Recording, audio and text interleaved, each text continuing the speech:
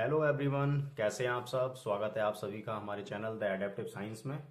Inter conversion का session चल रहा था डियर स्टूडेंट्स, तो इंटर कन्वर्जन का सेकंड पार्ट की बात करते हैं। आज हम जितना भी इंटर कन्वर्जन करेंगे वो सब एरोमेटिक का इंटर कन्वर्जन होगा और बहुत इंपॉर्टेंट प्रश्न होंगे जो आपके पेपर के लिए बहुत जरूरी हैं, बहुत आवश्यक हैं। तो हम बात करते हैं आगे। और हम जो एरोमेटिक का इंटर कन्वर्जन शुरू कर रहे हैं वो बेंजीन से शुरू कर रहे हैं। बेंजीन से आगे जाएंगे हम। तो बेंजीन है हमारे पास में और बेंजीन का रिएक्शन क्लोरीन से कराएंगे बेटा। ये रिएक्शन FeCl3 की उपस्थिति में होगा।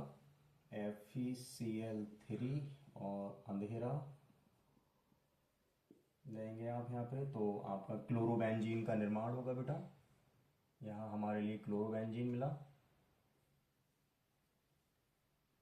ये क्लोरोबेंजीन पे पहुंच गए हम, हेलोएरियंस पे पहुंच गए। इसका रिएक्शन हम NaOH से कराएंगे, सोडियम हाइड्रोक्साइड से इसका रिएक्शन कराएंगे। तो आगे आपके लिए क्या होगा, सोडियम फिनॉक्साइड का निर्माण होगा बेटा। और इसके लिए हमारे लिए कुछ कंडीशंस होती हैं। 623 केल्विन ताप होता है और लगभग 300 वायुमंडलीय दाब होता है। तो ये ध्यान रखना है हमारे लिए। तो यहां से हमारे लिए सोडियम फिनॉक्साइड का निर्माण होगा, ठीक है, सोडियम फिनॉक्साइड। और यहां से हम अगर इसका HCl के साथ जल अपघटन कराते हैं या HCl से इसको अभिकृत कराते हैं, ठीक है, तो सोडियम फिनॉक्साइड HCl से क्रिया करके आपके लिए एक बहुत इंपॉर्टेंट कंपाउंड फिनॉल देता है। और यहां बना आपका फिनॉल। तो आप देखें ध्यान से बेटा, हमने बेंजीन से शुरुआत करी, बेंजीन का क्लोरीनीकरण किया तो क्लोरोबेंजीन प्राप्त हुआ हमारे लिए। NaOH से अभिक्रिया कराई तो सोडियम फिनॉक्साइड का निर्माण हुआ। सोडियम फिनॉक्साइड का HCl से रिएक्शन करके फिनॉल मिला हमारे लिए। बीच में क्लोरोबेंजीन जो आया है आपका, ये बहुत इंपॉर्टेंट कंपाउंड है। हम यहां से और कंपाउंडों का निर्माण कर सकते हैं। इंटर कन्वर्जन है तो मैं स्टेप बाय स्टेप आगे बढ़ता रहूंगा, है ना। इसका रिएक्शन, क्लोरोबेंजीन का रिएक्शन अगर हम क्यूप्रस साइनाइड CuCN, ठीक है, और प्रिडीन की उपस्थिति में अगर ये कराते हैं तो हमारे लिए फेनिल साइनाइड प्राप्त होगा।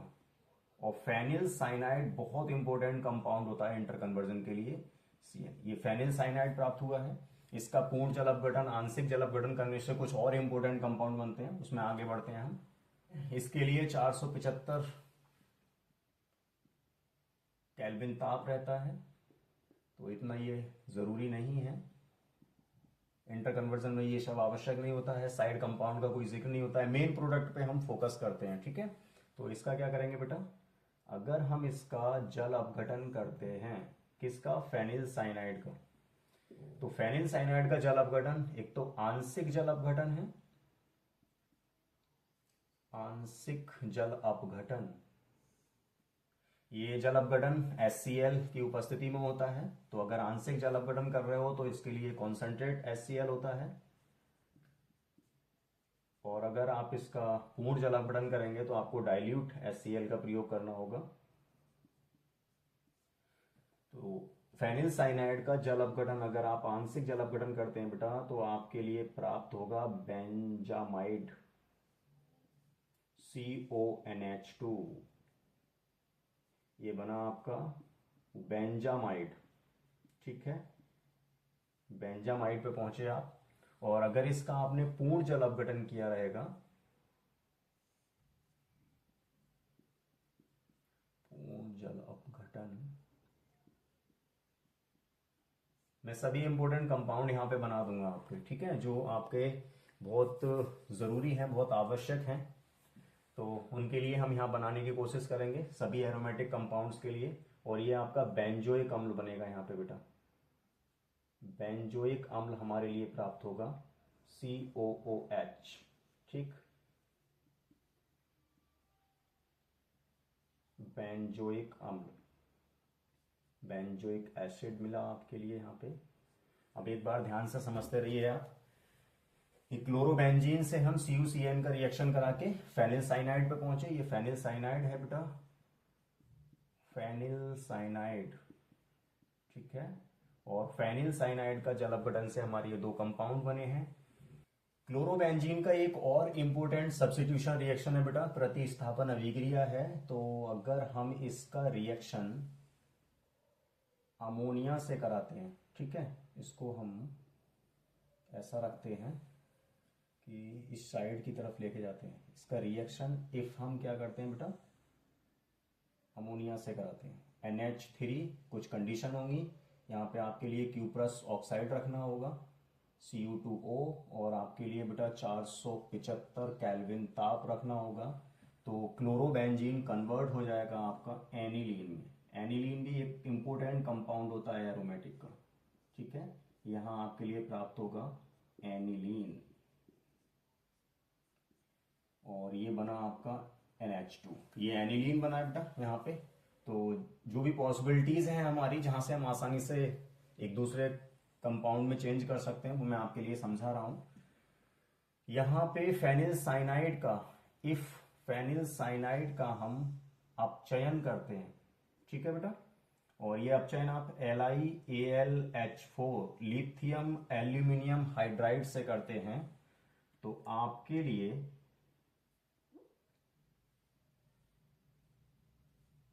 CH2NH2, और इसे बोलते हैं बेटा बेंजिल एमीन, बेंजिल एमीन, ये प्राप्त हुआ आपके लिए। तो आगे बात करते हैं एनिलीन का। इफ हम इसका रिएक्शन कराते हैं HNO2 से, नाइट्रस अम्ल HNO2 HCl की प्रेजेंस रहेगी, तो इससे रिएक्शन कराने से हमारे लिए एक और एरोमेटिक इंपोर्टेंट कंपाउंड प्राप्त होता है, इसका नाम होता है बेंजीन डाइएजोनियम क्लोराइड। बहुत इंपॉर्टेंट कंपाउंड है, क्योंकि इससे कई और कंपाउंडों को आसानी से प्राप्त किया जा सकता है। बेंजीन डाइएजोनियम क्लोराइड एनिलीन से आपको मिलेगा HNO2 से रिएक्शन कराने के बाद। मैं एक बार नाम लिखता हूं इसका, बेंजीन। वैसे तो ये बेंजीन डाइएजोनियम लबड़ होते हैं, लेकिन पर्टिकुलर क्लोरीन है तो बेंजीन डाइएजोनियम क्लोराइड कहेंगे इसके लिए, एजोनियम क्लोराइड, ठीक है। समझ में आ रहा है अच्छे से बेटा आपको। अगर हम इसका रिएक्शन बेटा CuCl2, ठीक है, और HCl की प्रेजेंस में कराते हैं, तो आप देख रहे होंगे बेंजीन डाइएजोनियम क्लोराइड कन्वर्ट हो जाएगा किसमें, क्लोरोबेंजीन में। एक इंपोर्टेंट कंपाउंड है, और इसका अगर आप जल अपघटन कराते हैं तो एक और इंपोर्टेंट कंपाउंड पे पहुंचेंगे आप। जल अपघटन करेंगे HOH HCl की प्रेजेंस में, तो आप सीधा पहुंचेंगे कहां पे, आपको मिलेगा फिनॉल। तो आप ध्यान से समझें बेटा, ठीक है, इस बात के लिए समझें कि प्रोसेस क्या चल रहा है। बेंजीन डाइएजोनियम क्लोराइड से आप क्लोरोबेंजीन की तरफ जा सकते हैं, फिनॉल की तरफ आ सकते हैं। फिनॉल हमने वहां पे भी बनाया हुआ है। इस प्रोसेस को डाउ प्रक्रम कहते हैं, ठीक है। तो ये हमारा हो गया, बाकी इसको इरेज करके आगे बढ़ते हैं, कुछ और कंपाउंड्स की बात करते हैं। वो सभी इंपोर्टेंट कंपाउंड जो पेपर के लिए आवश्यक हैं, पेपर में पूछे जाते हैं, उनका हम यहाँ पे जिक्र करेंगे। कुछ एग्जाम्पल्स ऐसे लेंगे, कुछ मैं आपके लिए प्रीवियस ईयर में पूछे गए प्रश्नों के जो इंटर कन्वर्जन है वो आपके लिए यहाँ पे कराने वाला हूं। तो ये क्लास बहुत इंपॉर्टेंट रहने वाली है, ठीक है, बने रहें आप। चलो देखते हैं। निर्जल AlCl3 की उपस्थिति में, AlCl3 एल्यूमिनियम क्लोराइड की उपस्थिति में ये रिएक्शन अगर हम कराते हैं तो हमें मिलता है बेटा क्या, बेंजेल्डिहाइड CHO। ये आपके लिए जो प्राप्त हुआ है उसका नाम है बेंजेल्डिहाइड। बेंजेल्डिहाइड का इफ आप ऑक्सीडेशन करेंगे, ऑक्सीकरण करेंगे, तो फिर से आप एक इंपोर्टेंट कंपाउंड की तरफ जाएंगे। नाम पता है आप सबको, जानते हैं आप, बेंजोइक अम्ल, ठीक है।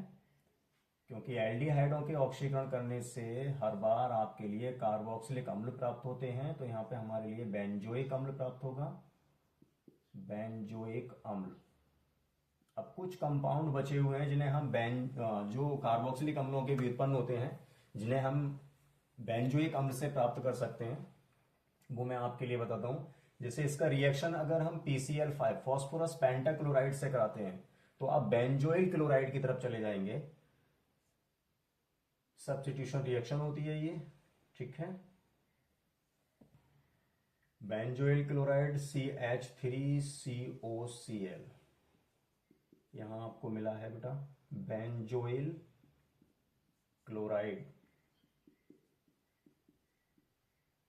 ठीक है। और बेंजोइक अम्ल का, ठीक है, यहां से बेटा यदि हम NH3 से रिएक्शन कराते हैं, अमोनिया से रिएक्शन कराते हैं, तो बेंजोइक अम्ल है, एसिड है, और अमोनिया की प्रकृति क्षारीय होती है, तो ये एक लवण बनाएगा, और जिसको हम गर्म करेंगे, लवण बनेगा आपका COONH4, अमोनियम लवण आपको प्राप्त होगा। इसको गर्म करने से, इसको हीट करने से आप बेंजेनामाइड की तरफ जाएंगे, फिर से CONH2, यहां आपके लिए बेंजेनामाइड प्राप्त हुआ है, ठीक है। तो ये एक, अब मुझे लगता है कि इंपॉर्टेंट कंपाउंड आपके आ चुके हैं। तो इसके बाद हम बात करते हैं बेटा जो पेपर में इंपॉर्टेंट प्रश्न पूछे हुए हैं, उन सबके इंटर कन्वर्जन की बात करते हैं, ठीक है। तो अगला पॉइंट लेते हैं, इसको इरेज करते हैं। डियर स्टूडेंट्स, ये कुछ पॉइंट हैं हमारे, ये बहुत इंपॉर्टेंट प्रश्न है जो बोर्ड एग्जाम में पूछे गए हैं, तो इनका मैं इंटर कन्वर्जन आपको करके दिखाता हूँ अभी एक एक करके। तो पहले मैं बताता हूँ आपके लिए, पहला है बेंजाइल अल्कोहल से फेनिल एथेनोइक अम्ल बनाना है, दूसरा है फिनॉल से पिक्रिक अम्ल बनाना है आपके लिए बेटा, और तीसरा इंटर कन्वर्जन है 3 नाइट्रो ब्रोमोबेंजीन से 3 नाइट्रो बेंजोइक अम्ल की तरफ जाना है, और चौथा है आपका थैलिक अम्ल से थैलिमाइड आपके लिए कन्वर्ट करना है। तो आप एक एक करके देखते रहिए, मैं पहले के लिए एक्सप्लेन कर रहा हूं बेटा। पहला है बेंजाइल अल्कोहल, इसका स्ट्रक्चर फॉर्मूला आपके सामने रख रहा हूं, ये हो गया हमारा CH2OH, नाम है बेंजाइल अल्कोहल। इसका रिएक्शन इफ आप PCl3 या PCl5 किसी से भी कराते हैं, ठीक है, तो क्या हो जाएगा, यहां पे आपके लिए मिल जाएगा क्लोरीन परमाणु का योग हो जाएगा, तो यहां मिलेगा आपके लिए CH2Cl, ठीक है, सब्स्टिट्यूशन रिएक्शन होता है ये बेटा, और यहां आपके लिए ये हो जाएगा Cl परमाणु आ जाएगा। इसके बाद इसका रिएक्शन हम कराते हैं KCN पोटेशियम साइनाइड से, ये भी सब्स्टिट्यूशन रिएक्शन है, Cl का विस्थापन हो जाएगा CN समूह से Cl परमाणु का, तो यहां पे प्राप्त होगा आपके लिए बेटा CH2CN, साइनाइड समूह का योग हो गया।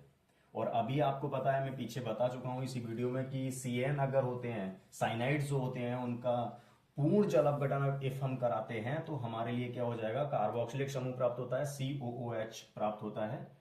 तो इसका हमें क्या करना है बेटा, पूर्ण जल अपघटन करना है, पूर्ण जल अपघटन, ठीक है। पूर्ण जल अपघटन करने से आपके लिए प्राप्त हो जाएगा जो इस कंपाउंड का फाइनल, जो इस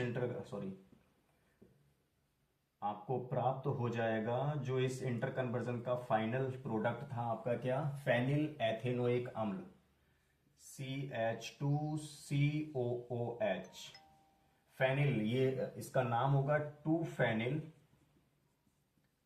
फेनिल एथेनोइक अम्ल। आपको पता होना चाहिए कि प्रीफरेंशियल टेबल के अकॉर्डिंग एलिफेटिक कंपाउंड्स की वरीयता ज्यादा होती है, इसलिए ये बेंजीन जो है फेनिल के नाम से आएगा, और ये IUPAC में क्या हो जाएगा, एलिफेटिक कंपाउंड है, 2 फेनिल एथेनोइक, ठीक है, एथेनोइक अम्ल, ये आपको प्राप्त हुआ है, और ये बेंजाइल अल्कोहल से चले थे हम, ठीक है। तो ये हो जाएगा बेंजाइल क्लोराइड, मैं एक बार नाम लिख दूं ताकि क्लियर हो जाए सारे कंपाउंड आपके लिए बेटा, बेंजाइल एथेन साइनाइड, ठीक है। तो ये मैंने पूरा इंटर कन्वर्जन आपका एक नंबर कंप्लीट कर दिया है। दूसरे नंबर की तरफ चलते हैं बेटा, इसको इरेज करते हैं, ठीक है, वीडियो पॉज करो। अगला है बेटा आपका फिनॉल से पिक्रिक अम्ल, तो इसको शुरू करते हैं, देखें ध्यान से आप। फिनॉल लेते हैं, फिनॉल तो आप बहुत अच्छे से जानते हैं, एक प्रश्न फिनॉल के बारे में बहुत पूछा जाता है, फिनॉल का ऑक्सीडेशन, एक वीडियो आएगी जिसमें मैं रीजनेबल क्वेश्चंस के आंसर दूंगा, क्यों वाले जो प्रश्न होते हैं उनके सभी के आंसर मैं आपको बताऊंगा, तो उसमें आपको बताऊंगा फिनॉल का ऑक्सीडेशन क्या होता है, ठीक है। तो ये हमने फिनॉल लिया है बेटा, फिनॉल से पिक्रिक अम्ल बनाना है, HNO3 से रिएक्शन कराना है आपके लिए, HNO3, और ये अधिकता में रखना है आपके लिए, ठीक है, अधिकता में रखेंगे आप इसे, और ये H2SO4 की प्रेजेंस में होती है ये रिएक्शन। अगर आप इसे अधिकता में नहीं लेते हैं तो सिर्फ आपका क्या हो जाएगा, एक ऑर्थोपैरा प्रतिस्थापी का निर्माण होगा, ऑर्थोपैरा आपको नाइट्रोफिनॉल प्राप्त होगा। लेकिन अगर आप HNO3 को अधिकता में रखते हैं तो आपके लिए क्या हो जाएगा, ऑर्थोपैरा के प्रत्येक स्थिति पर NO2 समूह जुड़ा होगा। फिनॉल है हमारा, ये ऑर्थो NO2, ये पैरा NO2, ये ऑर्थो NO2, ठीक है। तो ये हो जाएगा 246 ट्राई नाइट्रोफिनॉल, ठीक है बेटा। ये हमारा कंपाउंड तैयार हुआ, जिसे हम इसके पर्टिकुलर नाम से जानते हैं, जिसे कहते हैं पिक्रिक अम्ल। डन है, ये वाला आपका कंप्लीट होता है। नेक्स्ट इंटर कन्वर्जन की बात करते हैं, यह ट्राई नाइट्रोब्रोमोबेंजीन। तो पहले तो इसका स्ट्रक्चर फॉर्मूला आप समझें, फिर उसके बाद इसको कंप्लीट करते हैं हम, ठीक है। 3 नाइट्रोब्रोमोबेंजीन, ब्रोमीन, और ये हो जाएगा NO2। 3 नाइट्रोब्रोमोबेंजीन आपका है, इससे आपको बनाना है 3 नाइट्रोबेंजोइक अम्ल। तो क्या करेंगे बेटा, इसका सबसे पहले हम इसका रिएक्शन मैग्नीशियम धातु से करा देते हैं, जिससे एक कार्ब धात्विक यौगिक बनेगा, जिन्हें आप ग्रिग्नार्ड अभिकर्मक नाम से जानते हैं। और ड्राई ईथर की उपस्थिति में ये रिएक्शन हो जाएगा, ठीक है। तो कार्ब धात्विक यौगिक ये हो जाएगा बेटा आपका NO2, मेटा कंडीशन पे रहेगा, मैग्नीशियम की वैलेंसी 2 होती है, तो इसके साथ Br रहेगा। इसका यदि हम कार्बन डाइऑक्साइड से अभिक्रिया कराते हैं तो ये योगात्मक अभिक्रिया रहेगा, बट ये शुष्क बर्फ की प्रेजेंस में करना है आपको, ठीक है बेटा। तो योगात्मक अभिक्रिया होगा बेटा, और यहां पे आपको कंपाउंड प्राप्त होगा, देखते हैं अभी। NO2 मेटा कंडीशन पे रहेगा, और यहां आपको मिलेगा C double bond O MgVr। ये अनस्टेबल कंपाउंड होते हैं, जिनका जल अपघटन करने से हमारे लिए इस समूह पर क्या होता है, आपका कार्बोक्सिलिक समूह आ जाता है।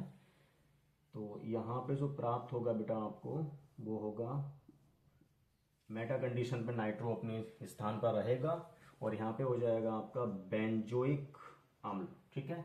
तो 1 2 3 3 नाइट्रो बेंजोइक अम्ल, बेंजोइक एसिड, ये इसका नाम है। तो ये इंटर कन्वर्जन हो चुका है। पहले हमारा क्या था, 3 नाइट्रो ब्रोमोबेंजीन, जिसका हमने मैग्नीशियम धातु से रिएक्शन कराया, ईथर की उपस्थिति में कराया। ड्राई ईथर होता है, शुष्क ईथर होता है ये बेटा, ठीक है, ध्यान रखेंगे आप इसका। और यहां से हमारे लिए क्या है, ये कार्ब धात्विक यौगिक प्राप्त हुआ, इन्हें हम ग्रिग्नार्ड अभिकर्मक कहते हैं।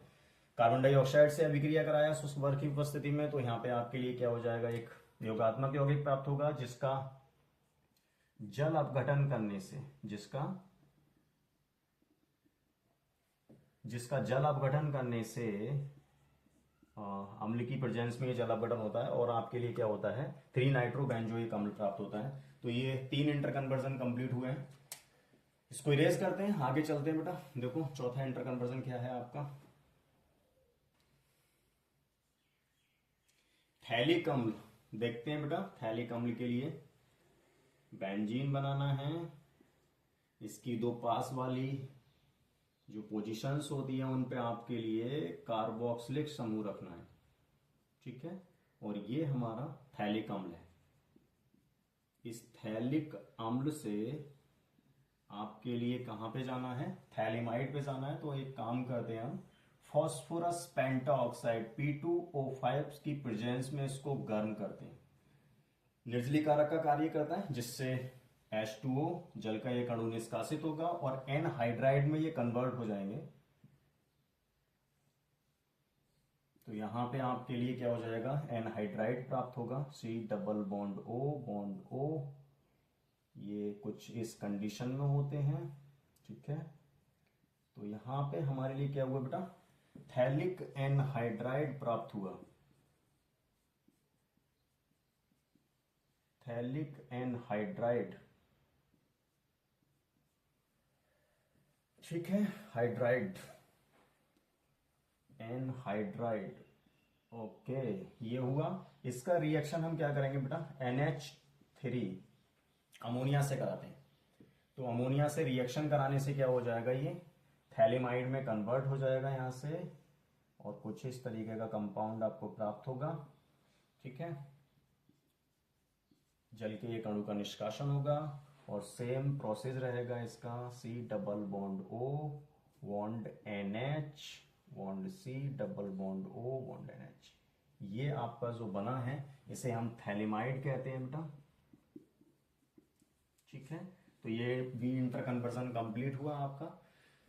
इसके बाद कुछ ऐसे इंटर कन्वर्जन होते हैं जिसमें पूछा जाता है कि एक कंपाउंड ए है जिसका इसके साथ अभिक्रिया कराने से बी बनता है, बी का इसके साथ अभिक्रिया कराने से सी बनता है। तो ये इंटर कन्वर्जन बहुत लार्ज होता है। फिर पूछा जाता है कि ए बी सी के नाम बताइए और रिएक्शन को कंप्लीट कीजिए। उस टाइप का मैं इंटर कन्वर्जन आपको कराने जा रहा हूं जो पेपर में बहुत ज्यादा पूछा जाता है, ठीक है। तो इसको रेस करते हैं, आगे चलते हैं बेटा, ठीक है। ये एक प्रश्न है बेटा जो 5 नंबर में आया हुआ है पेपर में। मैं आपको पढ़ देता हूं और समझाता हूं कैसे इसको हम करते हैं। 5 नंबर का प्रश्न है, केवल रिएक्शन लिखने से हमारे 5 नंबर डन हो जाएंगे। प्रश्न है, अणुसूत्र C4H8O2 वाले कार्बनिक यौगिक का जब तनु H2SO4 से जल अपघटन कराया जाता है तब एक कार्बोक्सिलिक अम्ल A तथा एक एल्कोहल B प्राप्त होता है। B को क्रोमिक अम्ल के साथ ऑक्सीकृत करने पर कार्बोक्सिलिक अम्ल A प्राप्त होता है और A को P2O5 के साथ गर्म करने पर इस अम्ल का एनहाइड्राइड C प्राप्त होता है। इस एनहाइड्राइड C का जल अपघटन करने से पुनः अम्ल A प्राप्त होता है। तब A, B, C को पहचानिए तथा इनके समीकरण भी लिखिए। अब मैं आपको बताता हूं, एक्सप्लेन करता हूं इसके लिए। ये जो अणुसूत्र आपका C4H8O2 का अगर आप H2SO4 से जल अपघटन करते हैं तो कार्बोक्सिलिक अम्ल और एल्कोहल प्राप्त हो रहा है। बेटा आपको पता होना चाहिए कि कार्बोक्सिलिक अम्ल और एल्कोहल हमारे लिए एस्टरों के जल अपघटन करने से प्राप्त होते हैं। इट मींस कंफर्म हो चुका है कि एस्टर का जल अपघटन हुआ है यहाँ पे। तो कार्बोक्सिलिक अम्ल ए मिल गया, एल्कोहल बी मिल गया। बी को क्रोमिक अम्ल के साथ ऑक्सीकृत किया, बी को एल्कोहल को ऑक्सीकृत करने से कार्बोक्सिलिक अम्ल प्राप्त हो जाएगा, ये भी बिल्कुल श्योर हो गया है। अब आते हैं हम ए पे। ए हमारा कार्बोक्सिलिक अम्ल है, P2O5 फॉस्फोरस पेंटा ऑक्साइड निर्जलीकारक का कार्य करता है, जिससे ये क्या करेगा, कार्बोक्सिलिक अम्ल से जल के अणु को निष्कासित करके एनहाइड्राइड में बनाएगा। और एनहाइड्राइड का जल अपघटन करने से बेटा पुनः आपके लिए क्या होता है, कार्बोक्सिलिक अम्ल प्राप्त होते हैं। तो कंफर्म हो चुका है कि हम चलेंगे एस्टर से। तो इसको ध्यान से समझे, 5 नंबर का प्रश्न है। Ester CH3 bond C double bond O bond O bond CH2 CH3।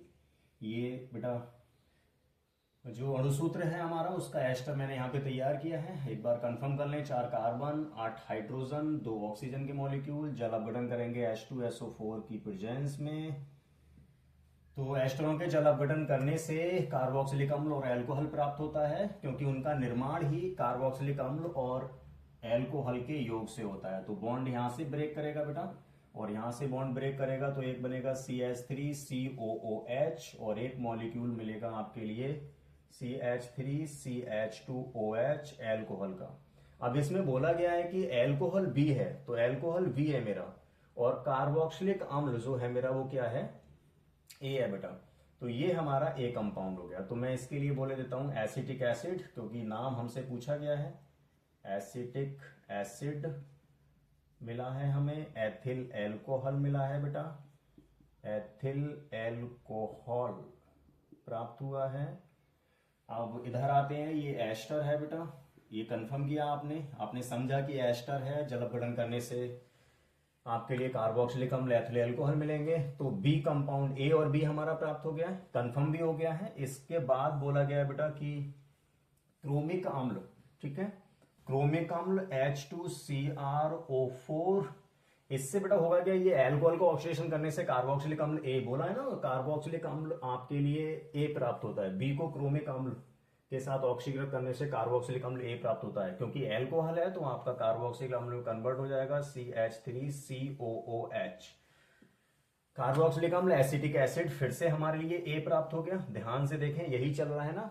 P2O5 phosphorus pentoxide की उपस्थिति में जब हम इसको गर्म करते हैं, आपको पता होना चाहिए कि ये एक निर्जली कारक का कार्य करता है फॉस्फोरस पेंटाऑक्साइड। 2 मॉलिक्यूल्स आपके लिए लेने होंगे इसके बेटा, तो आपके लिए एनहाइड्राइड प्राप्त हो जाएगा CH3 bond C double bond O bond O C double bond O। ये एसिटिक एनहाइड्राइड नाम है बेटा इसका, एसिटिक एनहाइड्राइड, हाइड्राइड, ठीक है। एसिटिक एनहाइड्राइड प्राप्त हो गया हमारे लिए। अब क्या करना है, यहां पे आ गए हम, C प्राप्त हो जाता है इसको, ये हमारा एसिटिक एनहाइड्राइड C कंपाउंड हो गया। यहां तक आ चुके हैं हम। इस एनहाइड्राइड का जल अपघटन करने से, फिर से जल अपघटन कीजिए, क्योंकि ये जल निष्कासन होने से एनहाइड्राइड प्राप्त हुए हैं, तो जिनका जल अपघटन करने से HOH अम्लीय माध्यम में जल अपघटन करेंगे इसका, तो पुनः आप कंपाउंड ए पर पहुंचेंगे, अर्थात acetic acid CH3COOH compound A पर पहुंचेंगे। बड़ा ध्यान से देखो, 3 कंपाउंड के लिए बोला गया था, A B C को पहचानिए। पहचान लिया हमने, ए एसिटिक एसिड था, बी एथिल एल्कोहल था, जो C कंपाउंड था वो एसिटिक एनहाइड्राइड था। C कंपाउंड बना हमारा क्योंकि कार्बोक्सिलिक अम्लों के P2O5 फॉस्फोरस पेंटाऑक्साइड से रिएक्शन कराने से जल निष्कासन के बाद एसिटिक एनहाइड्राइड प्राप्त होते हैं। तो ये इंटर कन्वर्जन कंप्लीट हुआ है। 5 नंबर का प्रश्न है ये। सिर्फ कंपाउंड्स का आइडेंटिफिकेशन करना है, फोकस करना है थोड़ा सा, आसानी से आप इंटर कन्वर्जन कर देंगे। अब जो मेरे टोटल इंटर कन्वर्जन होंगे वो आपको शॉर्ट्स के रूप में मिलेंगे बेटा, ठीक है। मैं पूरी कोशिश करूंगा कि ऑर्गेनिक केमिस्ट्री से संबंधित, इवन पूरी केमिस्ट्री से संबंधित आपके लिए हर प्रश्न के लिए मैं सरल से सरल तरीके से उसका आंसर दूं, आपके लिए प्रस्तुत करूं। इसके बाद आपसे मिलते हैं अगले वीडियो में। तब तक के लिए अपना ख्याल रखें, सुरक्षित रहें। जय हिंद, जय भारत।